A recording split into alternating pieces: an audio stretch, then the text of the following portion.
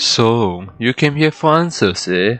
Well, too bad because I do not provide answers at all. I provide you the most useless tips just for you. But let me just tell you this, no matter how many videos you watch, no matter how many hours of streaming you do, the success as a VTuber is still very low. This is all thanks to something I call VTuber inflation, which I will explain later in the video because I want my watch time.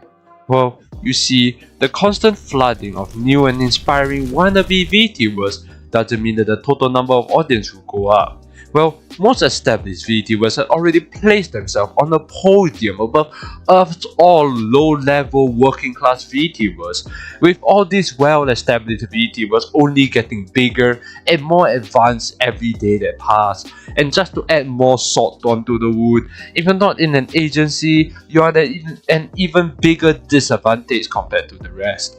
The cloud agency brings for new VTubers is like a lot. Like imagine you're doing a marathon and you're stuck on a wheelchair or your opponent's an F1 race car. Agency VTubers are able to get better and more resources. Knock knock. It's the United States. Compared to an indie VTuber. You just need to ignore all the other bullshit agency VTubers need to tolerate though. They don't like us to talk about those, but I will speak about them in another video if I do not procrastinate. Well, but that is not all. The longer your channel doesn't grow, it will get exponentially harder for you to grow. This is something I introduced to you at the start of the video, VTuber inflation.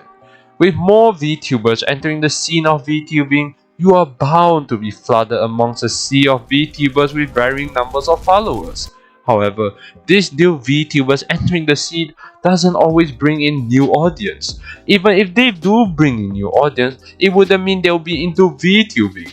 They'll be into whatever the content is made by the VTuber, but not the overarching genre of VTubing that the VTuber is in.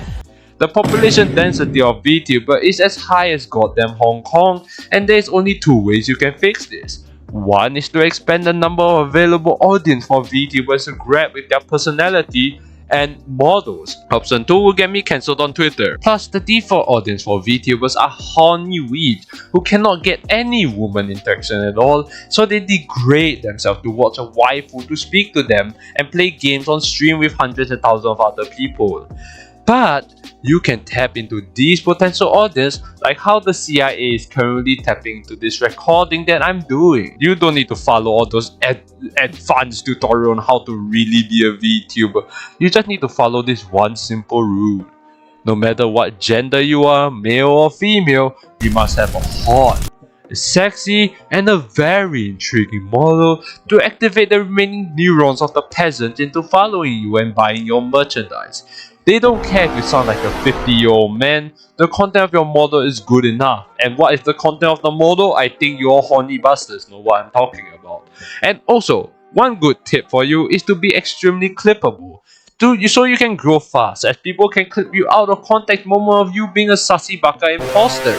Don't try replicating how big VTubers are doing things because that's not you. You're just copying someone like a Chinese sweatshop worker for success. And people will see that you're not as authentic, not unique, and they wouldn't follow you. Those are just the most important stacks and most important tips that you need to learn to escape the perpetual cycle of failing to be a VTuber. Well, there's obviously other things like better PC and all those other bullshit, but that's not what we're gonna talk about this video, which I will do next time. This is Kitel, and I will appear on your hard drive if you don't like and subscribe. Yeah, I know if you like and subscribe. I can see the percentages of who watches my video and who subscribe. So don't hide from me.